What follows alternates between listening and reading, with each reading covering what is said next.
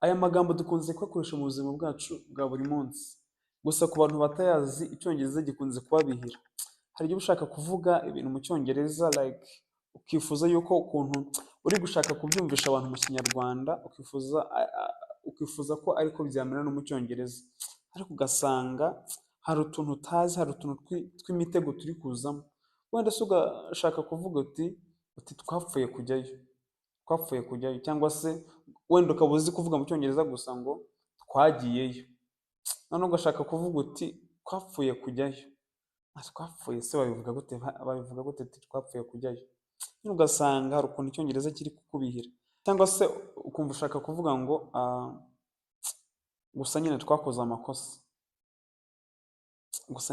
amakosa, wenda ugasanga mu Cyongereza icyo uzi ni ukuvuga ngo twakoze amakosa, ariko washaka kubiryoshya nyine just ubeho umwimerere wabyo nk'uko biba bimeze mu Kinyarwanda, like umwimerere ushyira no mu Cyongereza, ushaka kuvuga ngo gusa nyine twakoze amakosa, bikanga gusa nyine twakoze amakosa, ugasanga biri kukugora. So utwo ni two dutekinike cyangwa se utwo ni two tu phrases tugiye kuba tureba. Ayo niyo magambo tugiye kuba twiga, aya magambo akunze gukomerera abantu, akunze kuza mu nteruro ukibaza ikintu asobanuye bikagucanga.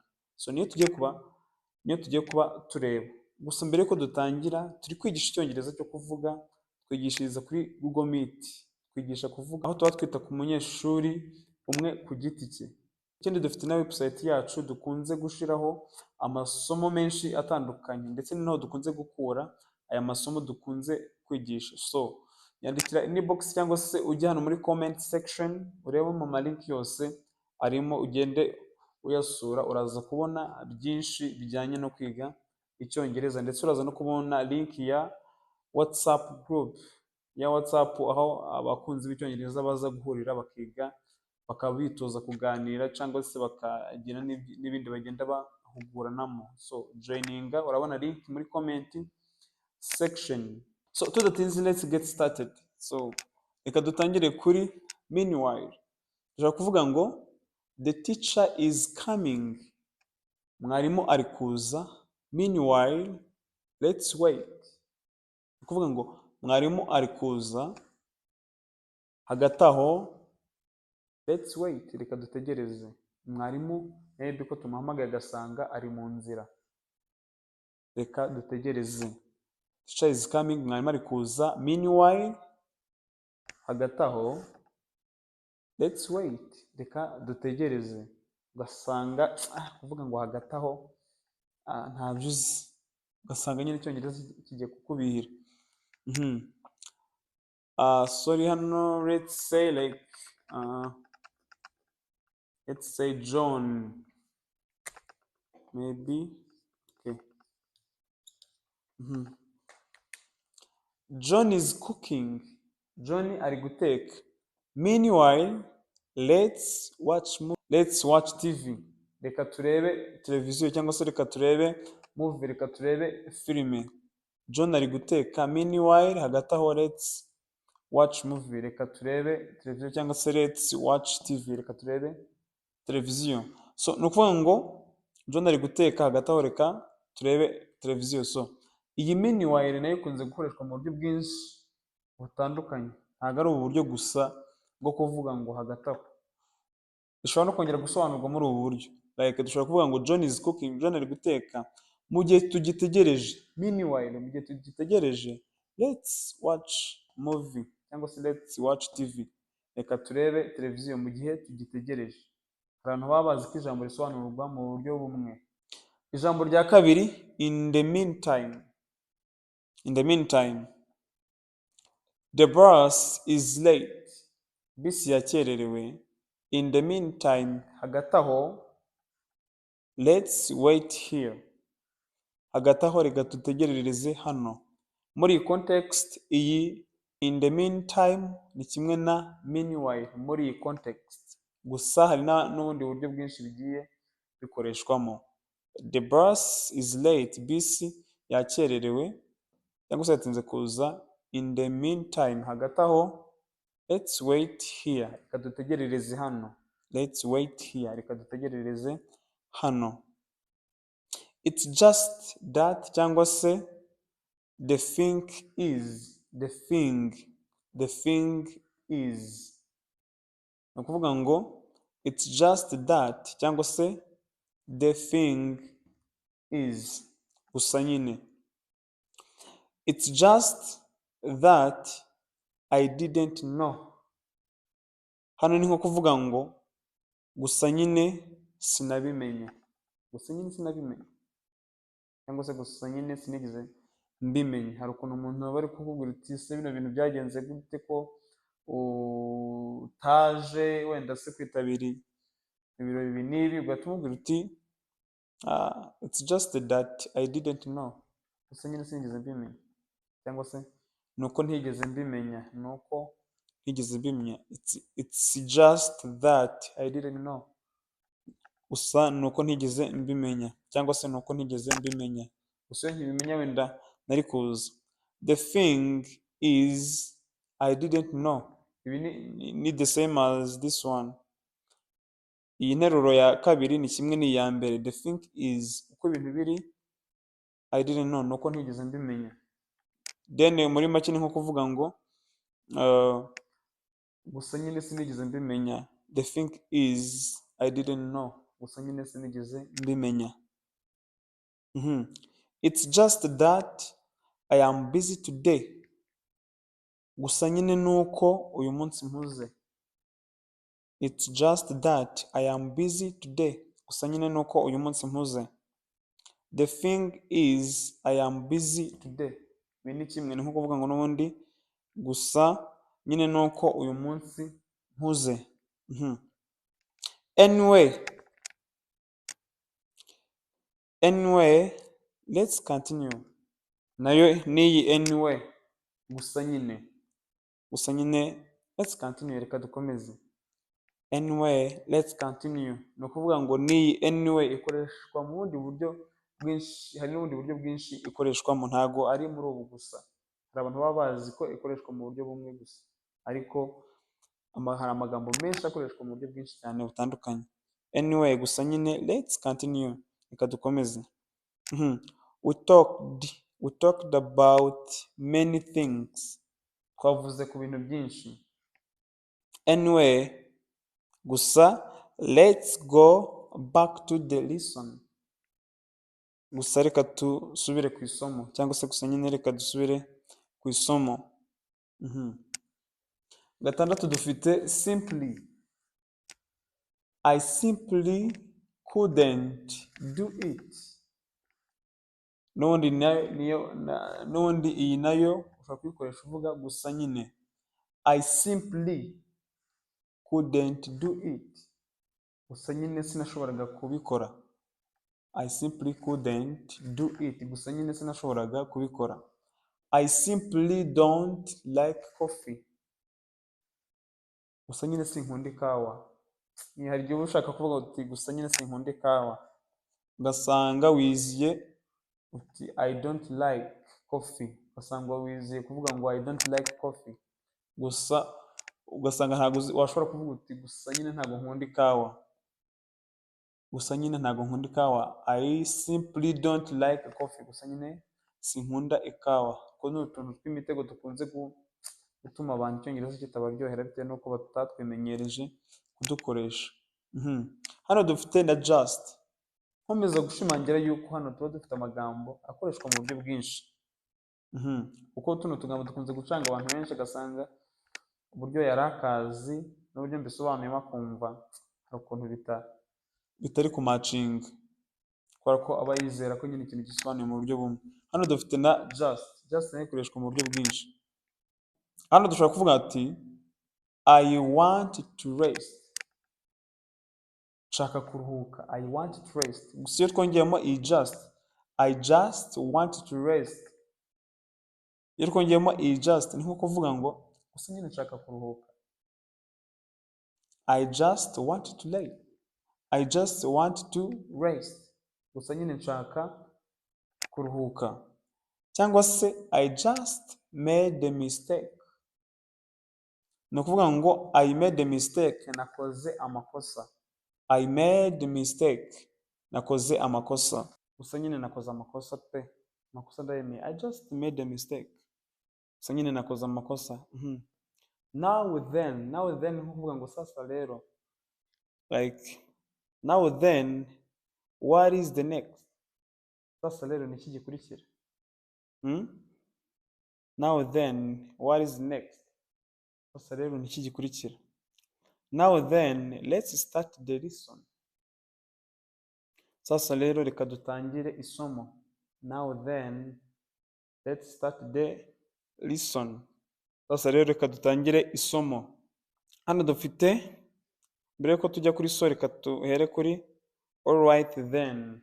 Alright then n'ubundi nayo ni kimwe n'iyi now then. Dushobora kuvuga ngo alright then let's go.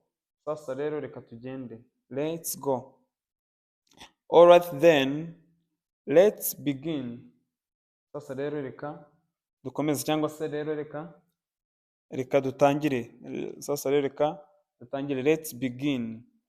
Hano kuri so dushobora kuvuga ngo so what should we do? None, cyangwa se rero so none twakora iki? What should we do? None twakora iki? Cyangwa se so let's continue. Sasa rero reka dukomeze, cyangwa rero reka dukomeze. So let's continue, rero reka dukomeze.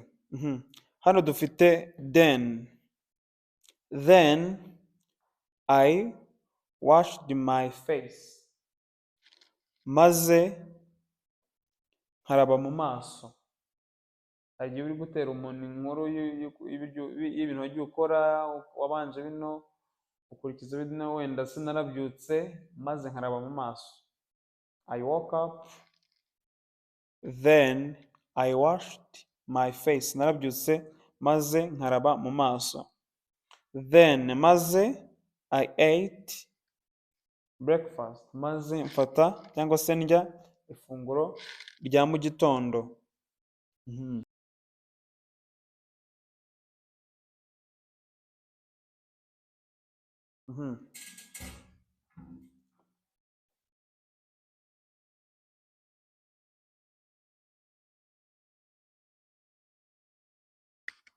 Hano dufite in another way, mu bundi buryo. In another way, mu bundi buryo. In another way, mu bundi buryo, you can do it using a phone. Mu bundi buryo ushobora kubikora, you can do it ukoresheje using a phone, ukoresheje telefone. In another way, you can do it using a phone. Mu bundi buryo ushobora kubikora ukoresheje telefone. Urugero rundi, in another way, mu bundi buryo, you can take it home. Ushobora kubijyana mu rugo. Mu bundi buryo, you can take it home. Ushobora kubijyana mu rugo. Hano tukagira alternatively. N'ubundi nayo ishatse kuvuga ngo mu bundi buryo. Alternatively, you can take the bus.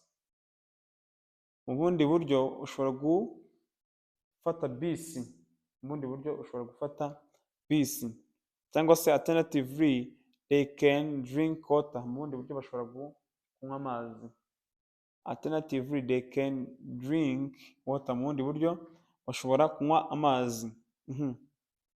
In another words, mu yandi magambo. In another words, he has no experience. Mu yandi magambo nta burambe afite. In another words, mu yandi magambo, he has no experience. Nta burambe afite mu yandi magambo. In another words, mu yandi magambo, I will call his mommy. Nzahamagara mama we. Mu yandi magambo, I will call his mommy. Nzahamagara mama we. Hano dufite anyway. Anyway nababwiye ko ikoreshwa mu buryo bwinshi rwose butandukanye.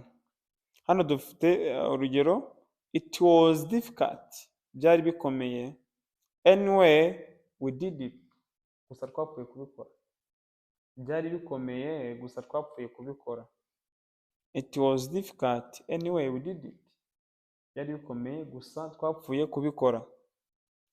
I didn't know about it. Cyangwa se sinigeze mbimenyaho. Nta kintu nigeze mbimenyaho. But I did it anyway. Gusa napfuye kubikora. Sinigeze mbimenyaho. But I did it anyway. Gusa napfuye kubikora. In any case. Uko byagenda uko ariko kose. In any case. Uko byagenda uko ariko kose. I don't know whether he will come. Sinzi niba azaza. I don't know whether niba. Sinzi. I don't know. Sinzi whether niba he will come. Niba azaza. In any case. Gusa uko byagenda kose. We will start. Tuzatangira. I don't know whether he will come. Sinzi niba azaza. Gusa uko byagenda kose. In any case. Uko byagenda kose. We will start. Tuzatangira. In any case. Uko byagenda kose. He will buy it. Azakigura. Uko byagenda kose azakigura. In any case. He will buy it. Azakigura. No matter what. N'ubundi nayo ni uko byagenda kose. No matter what. No matter what. I will help you. Uko byagenda kose nzagufasha. No matter what. Uko byagenda uko kose, uko byaba bigoye kose. I will help you. Nzagufasha. No matter what. She will come. No matter what. She will come. Ni ukuvuga ngo uko byagenda kose azaza. Uko byagenda kose azaza. By the way nayo ikoreshwa mu buryo bwinshi butandukanye, gusa hano tugiye kuvuga uburyo isobanuyemo ntaribagirwa. By the way, ntaribagirwa. I will not pay him. Ntaribagirwa. Wenda nari nje kukubwira yuko ntazamwishyura. I will not pay him. Ntabwo nzamwishyura. Nibyo nje kukubwira. None twagiye mu bindi bintu bituma tumera nk'abavuye ku cyo nashakaga kuza kukubwira. None mbese mbyuka yuko aribyo nje kukubwira. Data mvuga uti ntaribagirwa. By the way, ntaribagirwa. I will not pay him.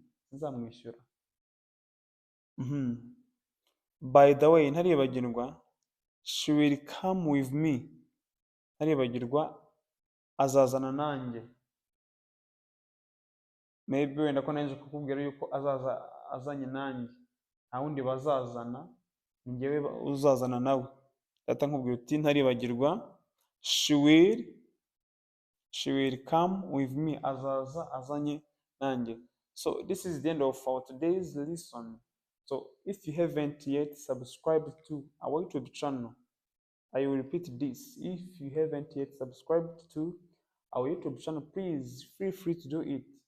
Just bikore nimba utara subscribing kuri YouTube channel yacu kugira ngo ujye ukomeza kubona amasomo meza nk'aya.